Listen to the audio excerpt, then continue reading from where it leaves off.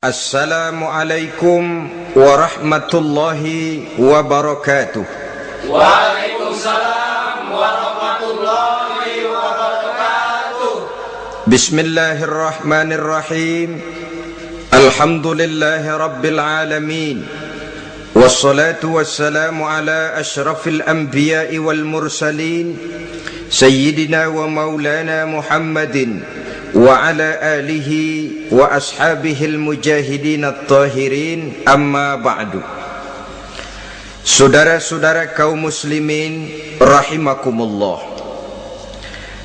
agama mengajarkan bahwa di dalam melaksanakan segala macam pekerjaan hendaklah dilaksanakan dengan penuh hati-hati dan perhitungan.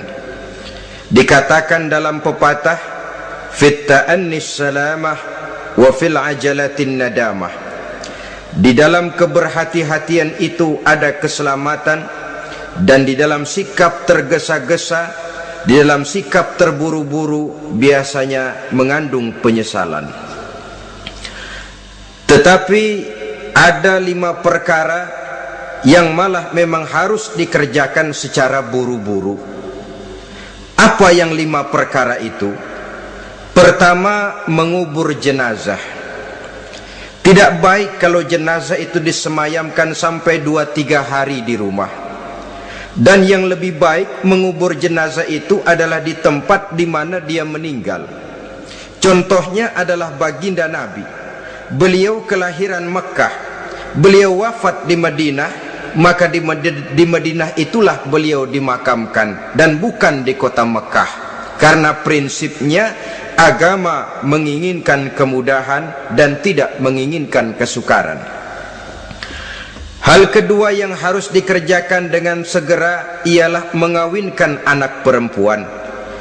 Apabila kita mempunyai anak perempuan, sudah sampai usianya untuk memasuki ambang pintu pernikahan, dan dia sudah minta untuk dinikahkan, maka segeralah orang tua menikahkannya atau mengawinkannya. Sebab biasanya anak perempuan, apalagi di zaman sekarang, kalau tidak segera dikawinkan oleh orang tuanya, dikhawatirkan dia akan kawin sendiri. Dan itu tentu akhirnya akan merepotkan kedua orang tuanya.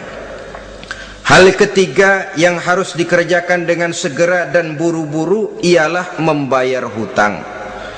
Apabila kita sudah berhutang kepada seseorang dan sudah ada uang untuk membayarnya, bersegeralah untuk membayar. Sebab kalau ditunda besok, lusa, atau hari minggu depan, dikhawatirkan uangnya akan terpakai untuk kepentingan-kepentingan yang lain, dan hutang akan tetap tinggal hutang, tidak pernah terbayar adanya. Hal keempat yang harus disegerakan ialah menghidangkan makanan untuk orang musafir yang kebetulan menjadi tamu di rumah kita. Dan hal yang kelima yang harus dilakukan dengan buru-buru, dengan segera, bertaubat apabila mengerjakan perbuatan dosa. Hal kelima inilah yang akan kita bicarakan pada pertemuan kita kali ini, yaitu tentang taubat kepada Allah Subhanahu wa ta'ala.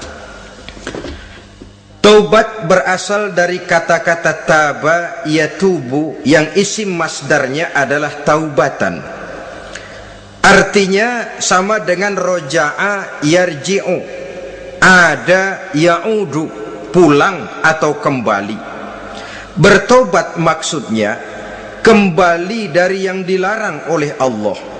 Kalau dalam perjalanan hidup ini kita suka menerjang larangan-larangan Allah, melaksanakan apa-apa yang dilarang olehnya, maka taubat artinya meninggalkan larangan-larangan itu dan kembali kepada apa yang diperintah oleh Allah Subhanahu wa ta'ala.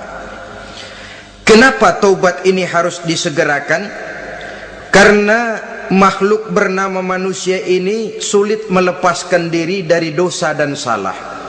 Nabi bersabda, kullu bani Adam khatta'un wa khairul khatta'ina tawwabun. Setiap anak Adam, yakni setiap manusia, pasti mempunyai dosa dan kesalahan, dan sebaik-baik orang yang mempunyai dosa dan kesalahan ialah orang yang segera bertaubat. Dengan kata lain, orang yang baik sesungguhnya bukanlah orang yang tidak punya salah, karena tidak ada orangnya yang tidak punya salah. Tetapi orang yang baik adalah orang yang apabila melakukan kesalahan, dia segera sadar, dijadikannya kesalahan itu sebagai pelajaran untuk tidak diulanginya lagi pada masa-masa yang akan datang. Inilah yang digambarkan oleh Allah Subhanahu wa taala dalam surah Ali Imran ayat 135. Walladzina iza fa'alu fahishatan, dan orang-orang yang apabila mereka terjatuh ke dalam perbuatan dosa, au zalamu anfusahum, atau berbuat zalim kepada diri mereka sendiri, zakarullaha fastaghfaru li dzunubihim, mereka segera ingat kepada Allah dan memohon ampun terhadap dosa yang pernah mereka kerjakan. Saudara-saudara kaum muslimin rahimakumullah, sejak awalnya iblis memang sudah memproklamirkan diri di hadapan Allah Subhanahu wa taala. Apa kata iblis? Ya Rabbi wa izzatika la azalu aghwi bani adama ma damat arwahuhum fi ajsadihim.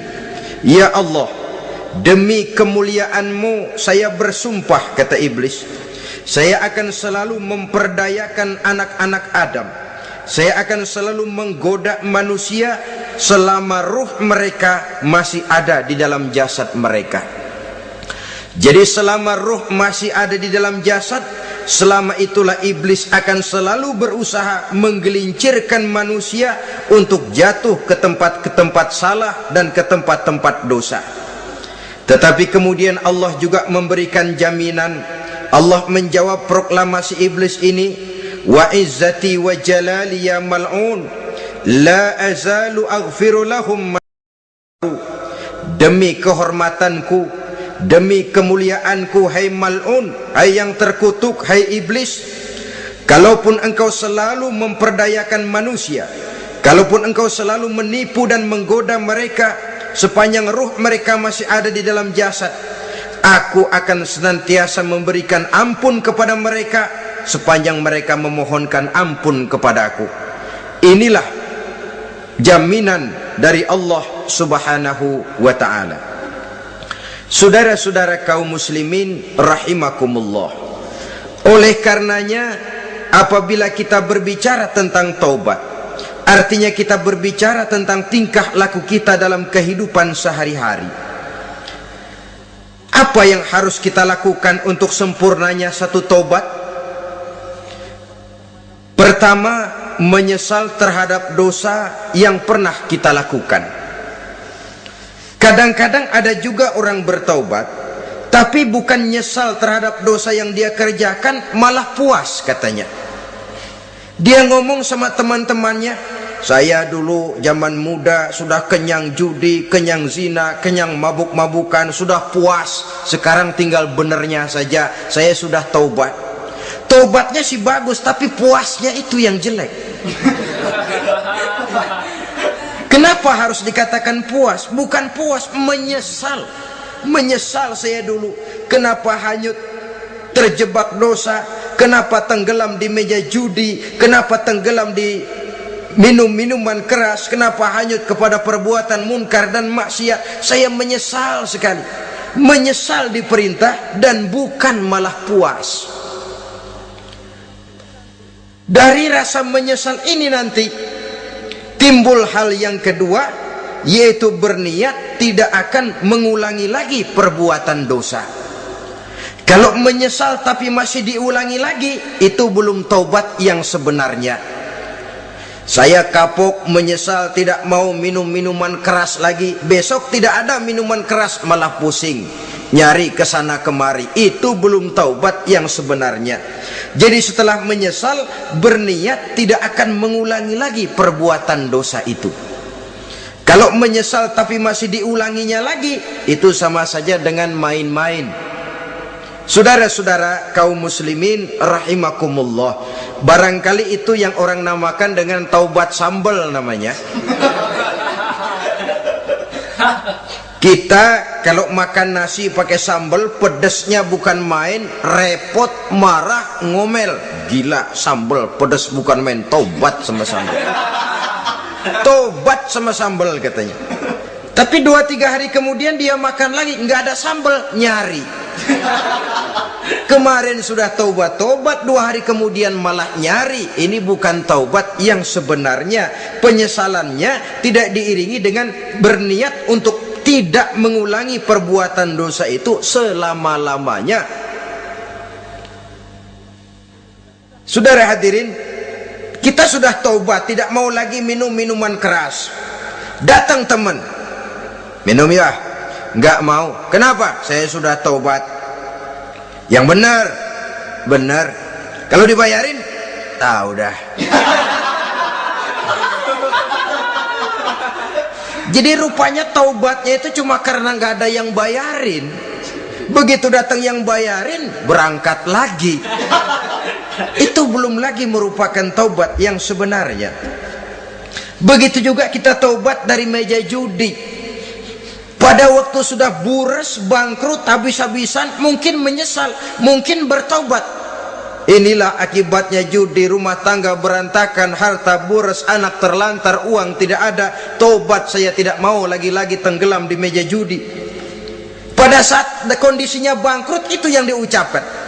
Tapi 2-3 hari, 4-3 minggu, 1 bulan kemudian rezekinya banyak, makmur lagi, usahanya maju lagi, lupa lagi dia kepada ucapan sebelumnya. Akhirnya sedikit demi sedikit tenggelam kembali di meja judi. Ini pun belum merupakan taubat yang sebenarnya.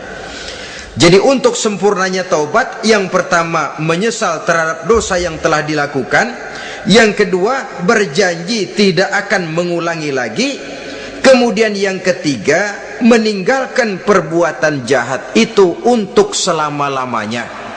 Dengan kata lain, kalau memang taubat tidak mau minum lagi, talak 3 itu minuman keras. Kalau memang niat tidak akan berjudi lagi, talak 3 itu segala macam bentuk perjudian, meninggalkan perbuatan jahat.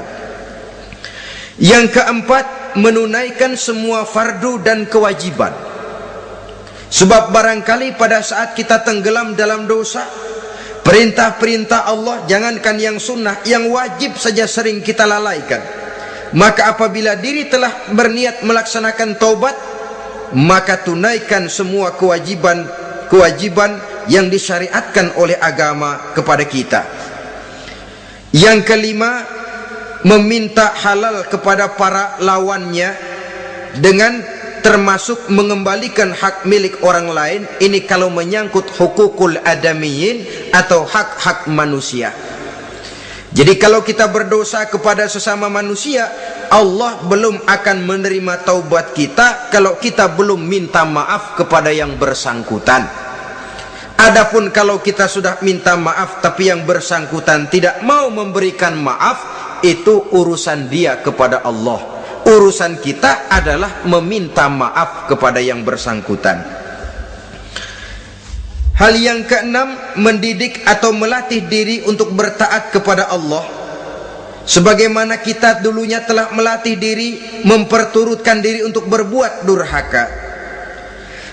Lalu memperbaiki yang dimakan dan yang diminum. Itu juga merupakan ciri dari orang-orang yang melaksanakan taubat kepada Allah Subhanahu wa ta'ala. Kemudian apalagi memperbanyak istighfar di dalam kehidupan. Disabdakan oleh Nabi, inna likulli da'in dawa'un wa dawa'u zunubi al-istighfar. Sesungguhnya segala macam penyakit tentu ada obatnya, dan obat dari segala macam dosa adalah istighfar. Saudara-saudara kaum muslimin rahimakumullah, Jadi kalau yang terdahulu merupakan perbuatan-perbuatan konkret, maka yang terakhir ini taubat dalam bentuk ucapan berupa memperbanyak istighfar, memohonkan ampun kepada Allah Subhanahu wa taala. Mari kita lihat dalam teladan hidup kita, manusia yang hatinya paling bersih tidak lain adalah Rasulullah sallallahu alaihi wasallam. Beliau sudah mendapat jaminan ampun dari seluruh dosa. Liyaghfir lakallahu ma taqaddama min zambika wa ma ta'akhkhar, kata Allah. Muhammad, dosamu yang dahulu, dosamu yang sekarang, dosamu yang akan datang jikalau memang ada, seluruhnya sudah mendapat jaminan ampun dari Allah. Tetapi coba lihat dari sejarah perjalanan hidup yang mulia ini, sungguh pun beliau sudah nyata-nyata mendapat jaminan ampun dari Allah. Beliau mengatakan, ayyuhan nas tubu ilallah fa inni atubu fil yaumi mi'ata marrah. Wahai manusia, bertaubatlah kepada Allah, maka sesungguhnya saya, kata beliau, dalam satu hari bertaubat 100 kali kepada Allah. Dalam riwayat yang lain, sab'ina marrah, 70 kali beliau mengucapkan istighfar minimalnya dalam sehari semalam. Orang yang sudah nyata-nyata mendapat jaminan ampun dari Allah ini, satu hari satu malam istighfarnya minimal 70 kali. Apatah lagi kita yang nyata-nyata belum mendapat jaminan ampun dari Allah. Di dalam satu hadis diriwayatkan bahwa iblis laknatullah alaih pernah berkata, ahlaktun nasa bizzunubi wal ma'asi. Aku rusak dan aku hancurkan kehidupan manusia dengan segala macam perbuatan maksiat. Iblis menghancurkan manusia dengan menanamkan kegemaran berbuat dosa dan menanamkan kesukaan untuk bergelimang dalam dunia maksiat. Tetapi kemudian iblis mengakui, wa ahlakuni bila ilaha illallah wal istighfar. Tetapi kemudian terbalik, manusia menghancurkan aku dengan kalimat la ilaha illallah dan dengan istighfar, yakni mengucapkan astaghfirullahal azim. Inilah senjata pemungkas menghadapi upaya iblis untuk menghancurkan manusia. Kalau iblis menghancurkan manusia dengan perbuatan dosa, dengan menenggelamkan manusia ke dalam perbuatan-perbuatan maksiat, hendaknya kita sadar, pada saat kita terdorong untuk melakukan perbuatan dosa, kita lalu sadar inilah perangkap iblis untuk membinasakan saya. Pada saat kita terjebak ke dalam perbuatan maksiat dan munkarat, ingatlah baik-baik, inilah perangkap iblis untuk merusak dan membinasakan saya. Maka hancurkan perangkap iblis, hancurkan tipu daya dan usaha iblis itu dengan apa? Dengan kalimat la ilaha illallah dan dengan memperbanyak istighfar. Falamma ra'aitu dzalik, ketika aku lihat hal itu, kata iblis, mereka hancurkan kita dengan dosa dan maksiat, dan kita hancurkan mereka dengan la ilaha illallah dan istighfar. Diamkah iblis? Puaskah iblis? Ternyata tidak. Apabila aku lihat usaha manusia itu, ahlaktuhum bil huda, ahlaktuhum bil hawa, wahum yahsabuna annahum muhtadun.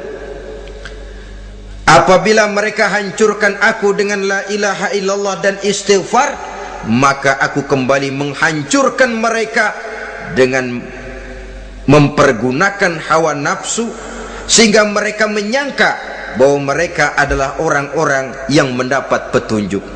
Ditanamkan dalam diri kita perasaan bahwa kitalah orang yang paling benar, itu pun tipu daya iblis. Maka orang pintar itu baik, tapi merasa pintar itu jelek.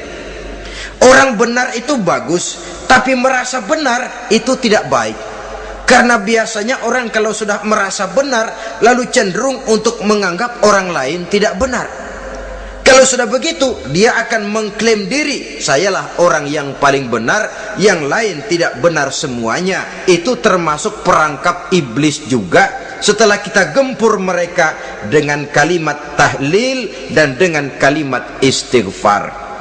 Saudara-saudara kaum muslimin rahimakumullah, Allah Maha Pengasih dan Maha Penyayang.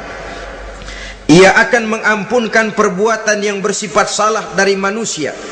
Hanya manusia saja yang kadang-kadang bodoh, tidak mau mengampuni dan memaafkan dirinya sendiri, dengan membiarkan dirinya terseret berlarut-larut dalam dosa tanpa keinginan untuk bertaubat. Sepanjang nafas belum sampai di tenggorokan, sepanjang matahari masih terbit di sebelah timur dan terbenam di sebelah barat, sepanjang itu Allah masih akan menerima taubat seorang hamba. Innallaha yaqbalu taubatal abdi ma lam yugharghir. Allah akan senantiasa menerima taubat seorang hamba sebelum nafasnya sampai di tenggorokan. Apabila nafas sudah sampai di tenggorokan, maka taubat sudah terlambat adanya. Lalu yang konkret di dalam kehidupan ini, apa ciri-ciri dari orang yang melaksanakan taubat itu? Seorang ahli hikmah berkata, pertama, orang yang taubat itu kelihatan bahwa dalam kehidupan ini dia mampu menjaga lidahnya dari ucapan yang berlebih-lebihan, dari ucapan yang tidak ada manfaatnya, dari ucapan yang mengandung dosa, namimah, mengadu domba, dan ucapan-ucapan yang merugikan orang lain. Orang yang taubat kelihatan dari lidahnya. Ini yang konkret. Yang kedua, orang yang taubat itu cirinya tidak ada lagi rasa dengki di hatinya, tidak ada keinginan untuk membenci dan memusuhi orang lain. Kenapa? Dia sudah sibuk memikirkan kekurangan dirinya sendiri, sehingga tidak ada waktu lagi untuk mengorek-ngorek, mencari-cari aib dan kekurangan pada diri orang lain. Ini makna ucapan Nabi, tuba liman syaghalahu aibuhu an uyubin nas. Beruntunglah orang yang kekurangan pada dirinya menyebabkan dia cukup sibuk sehingga tidak sempat mencari-cari dan mengorek-ngorek aib dan kekurangan orang lain. Berbeda dengan orang yang masih jauh dari sikap taubat, selalu berusaha mencari dan mengorek-ngorek kekurangan orang lain, sementara aib dan kekurangan dirinya diumpetin. Ini namanya ilmu kancil. Orang lain disorotin, dia ngaling, ngumpet. Kerjaannya apa? Monten orang lain saja. Dia sendiri tidak mau diponten dan tidak mau memonten dirinya. Akibatnya apa? Sikap introspeksi tidak ada, sikap mawas diri hilang, sikap melihat bercermin terhadap pribadinya sendiri hilang. Yang ada cuma menilai orang lain saja. Jadi adapun orang yang sudah bertaubat ini, di hatinya tidak ada dengki. Melihat orang lain mendapat nikmat, alhamdulillah, dia ikut bersyukur. Lain dengan orang yang jauh dari taubat, tetangganya dapat nikmat, dia meriang. Tidak senang hatinya melihat orang lain senang. Orang melarat malah tepuk tangan. Saudara hadirin yang saya muliakan, orang yang semacam ini pada hakikatnya selalu disiksa oleh perasaannya sendiri. Kalau tetangganya yang kaya, ditanya kemana dukunnya. Tapi kalau tetangganya jatuh melarat, dia tepuk tangan, gembira bukan main. Lain dengan orang yang sudah bertobat, hasud itu hilang dari dirinya. So hasud inilah yang akan memakan kebaikan yang kita kerjakan. Kata Nabi, hasud itu bisa memakan kebajikan seperti api memakan kayu bakar. Allahu Akbar. Puasa kita, zakat kita, sholat kita, habis keropos dimakan oleh sifat hasud. Tidak terasa, tapi begitu kita punya sifat dengki kepada orang lain, maka sholat kita dimakan oleh dengki tadi, puasa kita dimakan oleh dengki tadi, segala macam kebaikan yang kita kerjakan dimakan oleh si dengki tadi, seperti api memakan kayu bakar, cepat sekali. Itulah sebabnya bagaimanapun banyak kebaikan yang sudah kita kerjakan, jangan bangga dan jangan lalai. Sebaliknya, bagaimanapun besar dosa dan kesalahan yang pernah kita lakukan, jangan putus asa dari rahmatnya Allah subhanahu wa ta'ala. Jadi yang kedua, ciri orang yang bertobat, di hatinya tidak ada dengki dan tidak ada rasa ingin memusuhi orang lain. Dia berhadapan dengan setiap orang dengan modal husnuzon, baik sangka kepada Allah, tidak a priori. Kadang-kadang ada orang ketemu saja baru tapi sudah punya rasa jelek, diperturutkannya suuzonnya. Yang ketiga, ciri orang bertaubat itu menjauhkan diri dari pergaul dengan orang-orang jahat. Sebab kita tahu bahwa pergaulan sangat besar pengaruhnya dalam ikut membentuk kepribadian manusia. Asyariku wa fi syarri syarrun. Bersekutu dengan kejahatan biasanya ikut jadi jahat. Walaupun secara langsung tidak melakukan kejahatan, tapi sudah termasuk dalam jamaah yang jahat juga namanya. Saudara-saudara kaum muslimin, bukan berarti orang yang taubat lalu tidak mau bergaul itu juga mencerminkan keangkuhan diri. Bergaul dia bergaul, tetapi kepada orang-orang yang jahat ia sekedar menghindarkan diri pergaulannya itu dari kejahatan yang bisa ditimbulkan oleh orang-orang jahat tadi. Ciri orang yang bertaubat, dia mempersiapkan diri untuk menghadapi mati. Mempersiapkan diri, sebagaimana kita tahu kalau kita akan pergi ke luar kota, tentu kita membawa bekal. Makin jauh perjalanan, makin banyak bekal yang harus kita bawa. Hidup ini adalah perjalanan panjang yang kita juga memerlukan bekal dalam kehidupan. Orang yang bertobat, orang yang mempersiapkan diri untuk menghadapi maut dan menghadapi hari-hari sesudah maut itu datang, menghadapi kehidupan di alam barzakh, menghadapi kehidupan di alam akhirat dan selanjutnya. Dia mempunyai persiapan sehingga kapan maut datang dia sudah punya persiapan lebih dahulu. Saudara, kalau kita siap dipukul orang, pada saat pukulan itu datang rasanya sakitnya agak lebih kurang daripada kita tidak pernah siap untuk dipukul. Walaupun bobot pukulannya sama, tapi kita akan lebih punya daya tahan kalau kita sudah siap. Oleh karena itu, orang yang bertobat, orang yang mempunyai persiapan untuk menghadapi mati. Tidak hanya untuk menghadapi mati, tapi juga menghadapi hidup di seberang kematian nanti. Maka karenanya dia sibuk dengan dunianya, tapi juga dia lebih sibuk dengan akhiratnya. Dia tenggelam dalam berbagai macam kesibukan dunia, lain saat dia memfanakan diri untuk membekali diri menghadapi kehidupan sesudah hidup yang sekarang ini. Ciri-ciri ini tentu akan kelihatan dari gerak hidup seseorang. Saudara-saudara kaum muslimin rahimakumullah. Jadi dengan kata lain, kalau kita kembali kepada surah Ali Imran ayat 135 tadi, apabila dalam kehidupan terjebak kita kepada perbuatan dosa atau zalim kepada diri sendiri, zakarullah, segeralah mengingat Allah, fastaghfaru li dzunubihim, dan segera memperbanyak istighfar, memohon ampun kepada Allah subhanahu wa ta'ala. Sebab dosa dalam Islam hanya bisa ditebus dengan taubat, bukan dengan uang, bukan dengan beras, bukan juga dengan piagam. Dosa dalam Islam hanya bisa ditebus dengan melaksanakan taubat kepada Allah.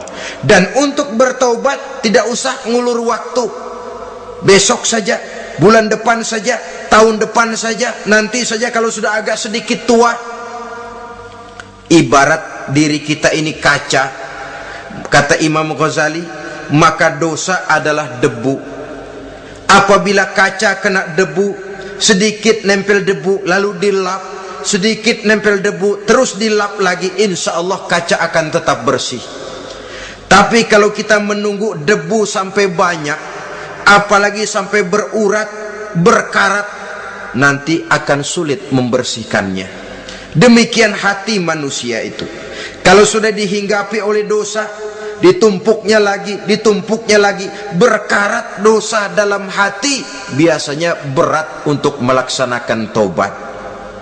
Untuk lebih meningkatkan pengertian kita tentang ciri dari orang-orang yang bertaubat, mari kita ikuti sebuah dialog yang pernah terjadi antara Rasul dengan para sahabat. Satu hari ketika sedang berkumpul dengan para sahabat, baginda Rasul bertanya, "Atadruna manit taib?" Saudara-saudara, tahu enggak saudara-saudara, siapa sebenarnya orang-orang yang bertaubat itu? Macam-macamlah jawaban para sahabat, tapi yang jelas akhirnya mereka berkata, Allahu wa rasuluhu a'lam. Allah dan Rasulnya yang lebih tahu siapa sebenarnya orang yang bertaubat itu. Atas jawaban ini, baginda Rasul lalu menegaskan, pertama, man taba wa lam yata'allamil ilma falaysa bitaibin. Siapa orang yang mengaku bertaubat kepada Allah, lalu dia tidak mau mencari ilmu, tidak mau belajar, falaysa bitaibin, maka dia belum termasuk orang yang bertaubat. Jadi di sini jelas bahwa bukan hanya dari dosa kita bertaubat, juga bertaubat dari kebodohan. Dalam arti tidak membiarkan diri kita bodoh terus menerus. Dengan bahasa anak sekarang, bodoh tapi betah.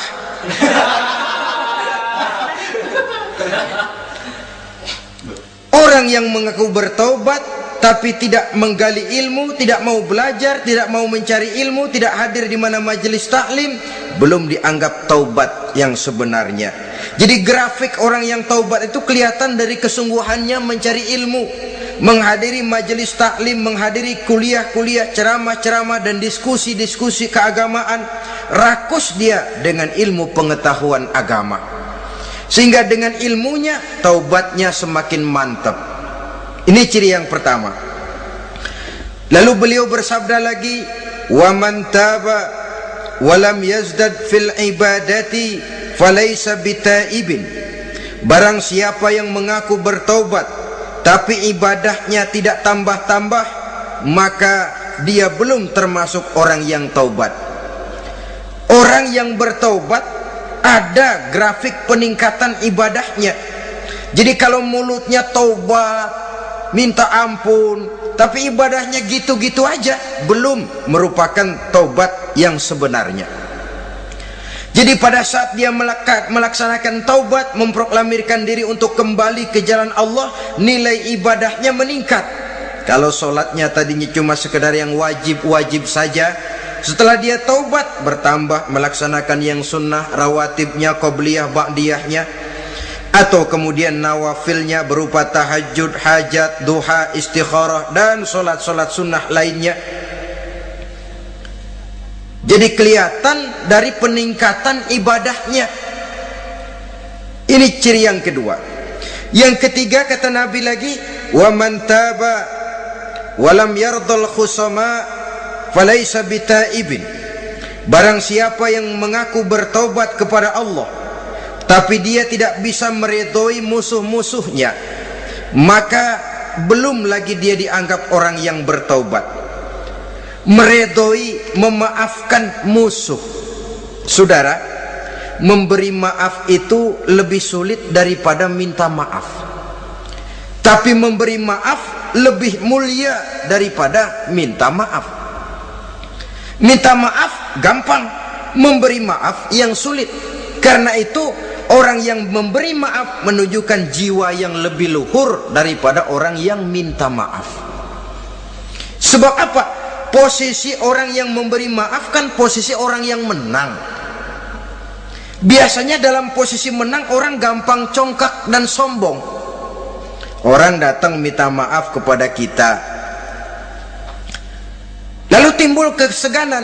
Iya, minta maaf sih gampang. Memberi maaf itu yang sulit, tapi itu yang sangat dianjurkan, dan itu merupakan ciri dari orang-orang yang bertaubat. Lalu apalagi? Wa man taba wa lam yughayyir libasahu wa zinatahu falaysa bitaibin. Barang siapa yang mengaku bertaubat tetapi pakaian dan perhiasannya tidak berubah, maka dia belum lagi dianggap bertaubat. Orang bilang pakaian memang kulit, yang penting isi. Tetapi bagaimanapun kulit mencerminkan isi. Dari pakaian kita bisa mengkaji kepribadian seseorang. Saya berpendapat bahwa pakaian penting, kulit juga penting. Kulit penting, isi penting. Kulit tanpa isi tidak ada artinya. Isi tanpa kulit juga meragukan orang. Wah, yang penting kan isinya, kulitnya gimana saja. Saya mau tanya, saudara dapat duren di jalanan, isi aja nggak ada kulitnya, kira-kira dimakan nggak duren itu? Paling kurang akan menimbulkan keraguan, jangan-jangan sudah dicampur racun ini. Jadi dengan demikian orang yang bertaubat ini kelihatan dari cara berpakaian, cara berhias diri, tidak over. Dia berpakaian. Dalam Islam kan sesungguhnya fungsi pakaian itu yang paling utama, pertama nutup aurat, itu ukurannya. Yang kedua pantas, yang ketiga baru soal mode. Di zaman kita sekarang terbalik, mode nomor 1, pantas belakangan, nutup aurat apa tidak nomor 16.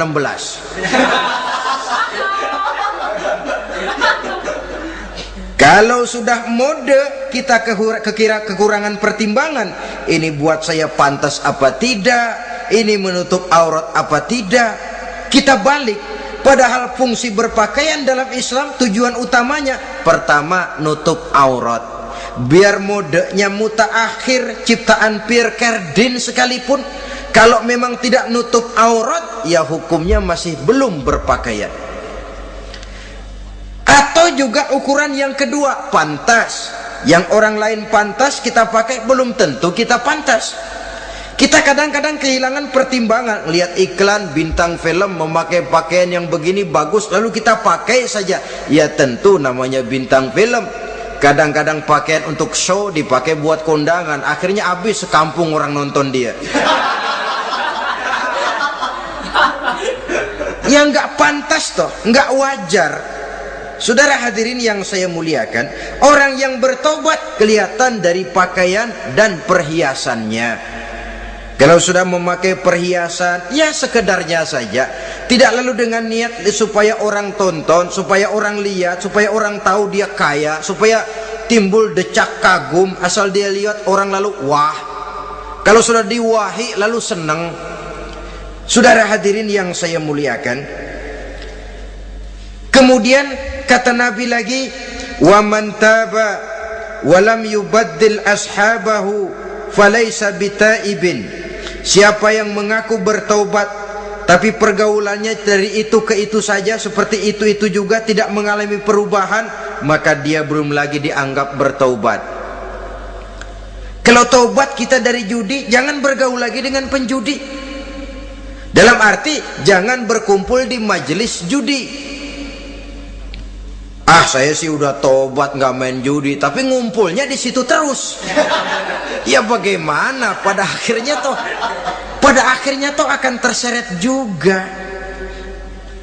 Saudara hadirin yang saya muliakan, jadi dengan demikian lingkungan juga sangat besar pengaruhnya dalam kriteria orang yang bertaubat. Selanjutnya Nabi bersabda, wa man taba walam yughayyir khuluquhu falaysa bitaibin. Siapa yang mengaku bertaubat tapi akhlaknya, budi pekertinya tidak mengalami perubahan, maka orang itu pun belum dianggap bertaubat. Ini juga konkret. Orang yang bertaubat kelihatan dari akhlaknya. Kalau kemarin sama orang tua songong, kurang ajar, nyelongcong, maka setelah taubat dia berakhlak kepada orang tua. Kalau kemarin kepada anak muda menindas, tidak senang kepada anak muda yang maju, setelah dia taubat, dia bisa menyayangi kepada anak-anak muda. Akhlak ini lain dengan adat, istiadat. Adat biasanya hanya memandang yang lahir, sedangkan akhlak zahir batin dipandang. Contoh, seorang anak muda kalau lewat di depan orang tua membungkukkan badan, menurut adat dia sudah sopan. Tapi menurut akhlak belum tentu berakhlak, tergantung kepada niatnya apa membungkukin badan, permisi apa ngina. Kan mungkin saja orang membungkukkan badan lewat di depan aki-aki karena menghina, sebab aki-aki itu badannya udah bungkuk.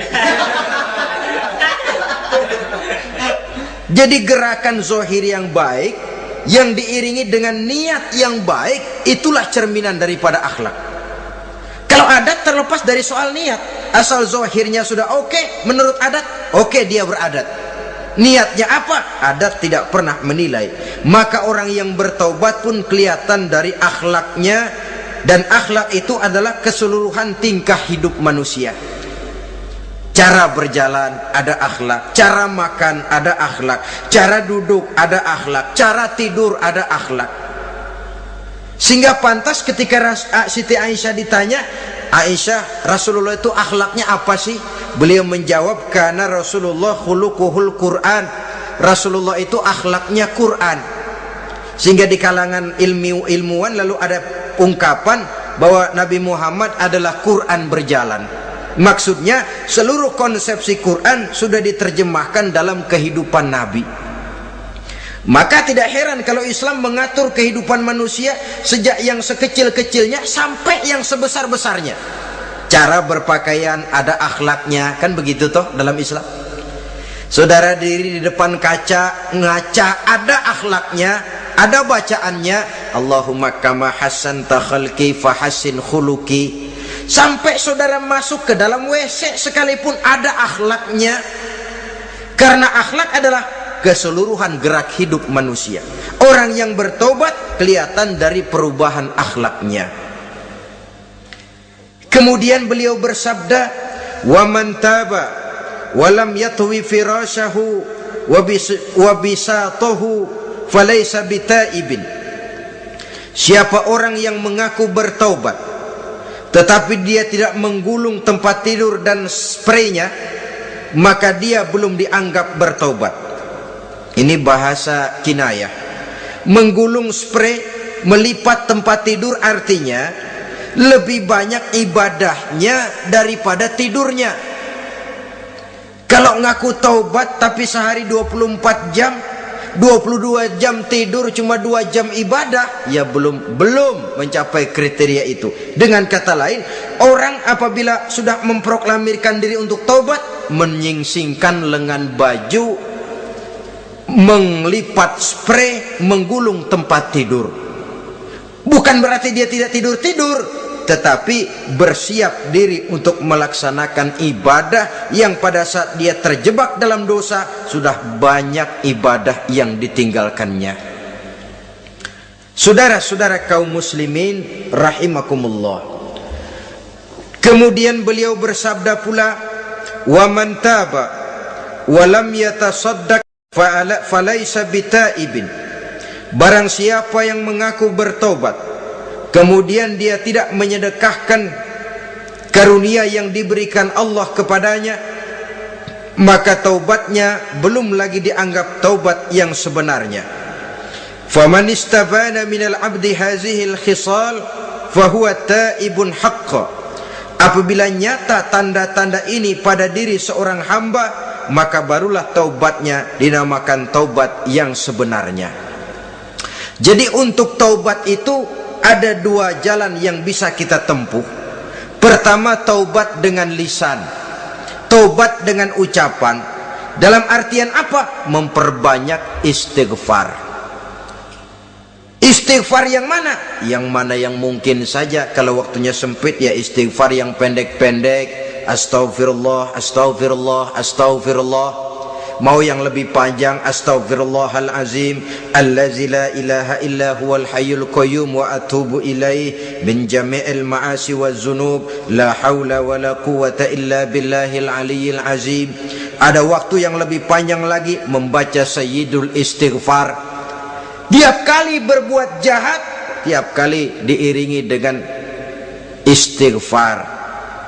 Nah, ini yang bisa runtuh dengan istighfar ini dosa apa? Dosa yang ringan, dosa yang biasanya dilakukan oleh panca indera kita. Mata, ini dosa mata, insya Allah bisa runtuh dengan istighfar. Ngelihat yang haram, cepat nunduk, astagfirullah. Habis nunduk jangan ngeliatin lagi.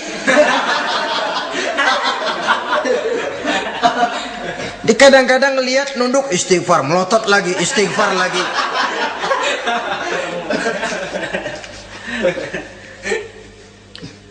Saudara hadirin yang saya muliakan, kata Imam Ali, nazratul ula laka wasaniyatu alaika. Ini dalam menjaga mata. Pandangan pertama rezekimu kelihatan, namanya kelihatan kan rezeki. Pandangan pertama rezekimu, ulangannya dosamu. Ulangannya ini yang bisa membawa dosa. Dosa karena lidah, mengucapkan kata-kata yang menyakitkan orang. Dengan istighfar insya Allah runtuh. Adapun dosa-dosa besar lainnya tentu harus dengan perbuatan. Tidak cukup dengan sekedar istighfar saja. Perbuatannya apa? Itulah seperti yang sudah saya sampaikan pada ciri-ciri orang yang bertaubat tadi. Oleh karenanya, beruntunglah kita masih diberikan umur oleh Allah, sehingga segala dosa dan kesalahan yang kita lakukan, kita masih punya kesempatan untuk mengadakan pemutihan, bertaubat kepada Allah. Nah, apa kemudahan yang diberikan Allah kepada orang yang melazimkan istighfar di dalam hidupnya? Pertama, kata Nabi, man lazimal istighfar, siapa orang yang melazimkan, membiasakan diri istighfar, diberikan keistimewaan oleh Allah. Pertama, ja'alallahu lahu min kulli dhikin makhraja, Allah akan memberikan jalan keluar untuknya dari segala macam kesulitan. Hidup ini kan problem. Makin tinggi status sosial, makin banyak urusan. Urusan akan selesai apabila hidup di dunia selesai. Kita menyangka orang lain lebih enak dari kita, padahal tiap orang punya urusan. Yang namanya enak barangkali persis seperti pelangi biang lala itu, tidak pernah di atas kepala kita, di atas kepala orang lain saja. Begitu kita memandang keenakan dalam hidup ini. Petani bilang pedagang enak, pedagang bilang petani enak. Tapi begitulah keenakan itu. Orang yang melazimkan istighfar, dia akan diberikan jalan keluar dari segala macam kesulitan. Menurut perhitungan otak, deadlock, buntu, tidak sanggup lagi, entah bisa terwujud dan terlaksana, Allah memberikan jalan keluar dari segala kesulitan. Saudara, kalau Allah sudah memberikan jalan keluar dari kesulitan, siapa lagi yang bisa bikin sulit kita? Kalau Allah yang memberikan jalan keluar, everything is running well, katanya. Semua urusan bisa jalan dengan lancar. Tapi tanpa istighfar, jauh kita dari Allah. Jalan yang sudah lapang pun bisa jadi sempit. Urusan yang sudah nyata akan selesai pun bisa jadi injelimet. Dan jalan yang tadinya tidak berliku-liku pun bisa berliku-liku. Ini faktor yang di luar perhitungan matematis. Kita tidak mampu, Allah maha mampu. Menurut akal kita tidak mungkin. Kalau Allah mau, tidak ada yang tidak mungkin. Saudara-saudara, ini fasilitas pertama. Orang yang gemar istighfar diberikan jalan keluar dari segala macam kesulitan. Yang kedua, wa min kulli hammin faraja, diberikan kegembiraan dari setiap kesusahan yang dihadapinya. Ada saja faktor-faktor yang mendatangkan kegembiraan, yang mendatangkan refreshing di dalam kehidupannya. sehingga dia tidak lalu merasa jalannya buntu, tidak merasa kesulitannya tidak pernah terselesaikan. Dan yang ketiga, fasilitas yang diberikan Allah kepada orang yang gemar istighfar, wa razaqahu min haitsu la yahtasib. Allah akan memberikan kepada mereka rizki dari jalan yang tidak pernah mereka sangka-sangka, dari jalan yang tidak pernah mereka perkirakan sebelumnya. Saudara-saudara kaum muslimin rahimakumullah, inilah fasilitas ketiga yang diberikan Allah kepada orang yang gemar istighfar. Rizkinya datang dari jalan yang tidak disangka-sangka. Sebab rizki ini juga termasuk hal gaib. Dan jangan lupa, ar-rizqu bimakna al-ata hissiyan kana au ma'nawiyan. Rizki adalah pemberian, baik yang konkret maupun yang abstrak. Kita sering membatasi pengertian rizki, maka rezeki kita jadi sering terbatas. Menurut kita kan yang namanya rezeki cuman duit saja. Kalau bukan duit bukan rezeki. Padahal semua karunia Allah itu rezeki.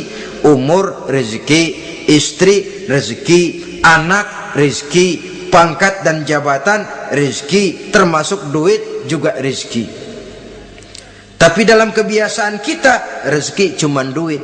Begitu duit seret kita anggap rezeki macet. Maka akhirnya kita tidak bersyukur kepada Allah. Padahal mungkin di sektor duit macet, tapi rezeki dari segi lain, ilmu barangkali tambah, wibawa naik, pangkat naik, anak tambah, itu juga merupakan rezeki. Saudara-saudara kaum muslimin rahimakumullah, orang yang gemar istighfar diberikan rezeki dari jalan yang tidak disangka-sangkanya, dibukakan perbendaharaan Allah untuknya, sehingga rezekinya datang dari cara yang tidak disangka-sangka. Allah Maha Kaya. Kalau dia mau, la mani'a lima a'taita wa la mu'tiya lima mana'ta. Tidak satu kekuatan pun yang mampu mencegah apa yang hendak diberikan Allah, dan tidak satu kekuatan pun yang sanggup memberikan apa yang dicegah oleh Allah Subhanahu wa ta'ala. Ini keistimewaan yang diberikan Allah kepada mereka yang gemar beristighfar di dalam kehidupan ini. Jangan lagi berpikir, gua sih nggak punya dosa, istighfar amat. Sombong, saudara-saudara. Manusia itu lebih baik merasa banyak dosa daripada merasa tidak punya dosa. Tanda orang bahagia, kata Nabi, 4. Pertama, orang yang selalu ingat kepada kesalahan yang pernah dia lakukan. Itu orang bahagia. Selalu ingat kepada kesalahan yang pernah dilakukannya, sehingga pada saat akan melakukan kesalahan yang baru, dia mikir-mikir, dosa gue yang kemarin udah 3 keranjang, nih nambah lagi. Ingatannya terhadap kesalahan yang lalu akan merupakan langkah preventif yang mencegah dirinya untuk tidak menambah kesalahannya. Orang bahagia, orang yang selalu ingat kesalahan yang pernah dia lakukan, terbayang di pelupuk mata, bukan ngumpet-ngumpetin dosa. Sebab apa yang mau kita umpetin di hadapan Allah? Yang kedua, tanda orang bahagia itu orang yang selalu melupakan kebaikannya. Kalau dia berbuat baik, dia lupakan, dia anggap dirinya belum pernah berbuat baik, sehingga di mana ada kebaikan dia tidak bisa ikut, dia merasa sangat rugi, sebab dia anggap dirinya belum pernah berbuat baik. Yang ketiga, tanda orang bahagia, dalam urusan dunia dia lihat ke bawah, sehingga timbul rasa syukurnya, bahwa kalau dia sengsara masih banyak yang lebih sengsara dari dia, bahwa kalau dia miskin masih jauh lebih banyak yang miskin dari dia, bahwa kalau dia menemui kesulitan masih banyak yang jauh lebih sulit dari dia. Dengan cara itu jiwanya akan lapang, hidupnya akan tenang, dan dia tidak pernah ingkar kepada nikmat yang diberikan Allah. Sebaliknya, yang keempat, tanda orang bahagia itu dalam urusan akhirat dia lihat ke atas. Dunia lihat yang bawah, akhirat lihat yang atas. Kalau dia bisa sholat, kenapa saya tidak? Kalau dia sanggup puasa, kenapa saya tidak? Kalau dia bisa baca Quran, kenapa saya tidak? Timbul panas, nyontoh ibadah mendatangkan kebahagiaan. Rakus ibadah malah dianjurkan, rakus dunia malah tercela. Nah, lawanannya orang celaka, saudara-saudara. Orang celaka juga tandanya 4 lawanan yang tadi itu. Pertama, orang yang selalu melupakan kesalahannya. Kalau berbuat dosa lupa, sok bersih. Alah, dosa gue mah dikit. Saudara hadirin yang saya muliakan, orang yang selalu melupakan kesalahan, menganggap dirinya bersih, akhirnya kalau ingin berbuat dosa nggak mikir-mikir, tidak ada lagi yang ditimbang-timbang. Selanjutnya, yang kedua, orang celaka itu orang yang selalu mengingat kebaikannya. Akhirnya apa? Timbul sifat nepuk dada, membanggakan jasa, lahirlah pahlawan-pahlawan kesiangan. Selalu membanggakan diri, nepuk dada. Kalau enggak saya, itu masjid, kalau enggak saya, itu pesantren, kalau enggak saya, itu umat, kalau enggak saya. Memangnya kalau enggak sampean kenapa? Orang yang celaka adalah orang yang selalu menghitung-hitung kebaikan yang pernah dikerjakannya. Keikhlasannya kurang, makin dia hitung, makin kurang nilai pahalanya itu. Makanya kalau berbuat baik, ya anggap saja buang sampah, gak usah ditengok-tengok, gak usah diingat-ingat, dan gak usah mengharap orang yang kita tempat berbuat baik akan membalas kebaikan. Saudara hadirin yang saya muliakan, yang ketiga, tanda orang celaka dalam urusan dunia, ngelihatnya ke atas, panasnya timbul, syirik dan dengkinya naik, rakusnya jadi.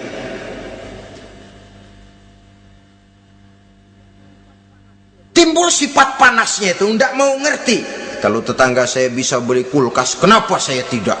Kalau tetangga saya bisa beli motor, kenapa saya tidak? Kalau tetangga saya bisa beli mobil, kenapa saya tidak? Gaji nggak cukup, tuyul piara.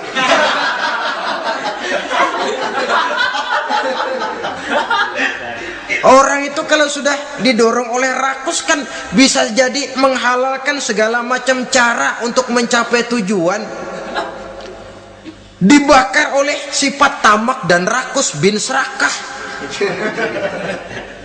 Nah, kalau sudah didorong oleh rasa rakus, yang segera tersingkir pertama rasa malu. Orang kalau sudah rakus nggak ada malunya, rasa malunya hilang. Padahal syarat jadi orang itu kan kalau punya rasa malu. Nggak punya rasa malu, kurang syarat jadi orang. Akan bagaimana jadinya masyarakat, bahkan bangsa dan negara, kalau rakyatnya sudah tidak punya rasa malu. Yang kedua, rasa takut hilang, terutama takut kepada Allah. Sirna sama sekali. Sudah tujuan menghalalkan cara. Yang keempat, tanda orang celaka dalam urusan akhirat, lihatnya malah ke bawah. Kenapa kamu enggak sholat? Itu bapak anu yang tuaan, enggak, saya enggak lagi. Kenapa ngelihatnya mesti kepada yang begitu? Sehingga lalu tidak ada gairah untuk mencontoh. Saudara-saudara kaum muslimin rahimakumullah, walaupun serba singkat oleh karena terbatasnya ruang pembicaraan ini, mudah-mudahan bisa memberikan gambaran sepintas tentang ciri-ciri orang yang bertaubat, dengan harapan marilah kita menjadi orang yang bertaubat sebenarnya, dengan ciri menyesal terhadap dosa yang pernah kita lakukan, meninggalkan perbuatan jahat, dan berjanji tidak akan mengulangi lagi perbuatan jahat itu. Kalau dia menyangkut hak-hak manusia, maka hak itu harus kita kembalikan, dan kepada yang bersangkutan kita harus meminta maaf. Apabila ditambah dengan kegiatan lisan, memperbanyak istighfar dalam kesempatan yang mungkin di sepanjang perjalanan hidup ini. Ini sajalah yang kita bicarakan pada pertemuan kali ini. Terima kasih atas segala perhatian, mohon maaf atas segala kekurangan. Usikum wa nafsi bitaqwallah. Wassalamualaikum warahmatullahi wabarakatuh. Waalaikumsalam.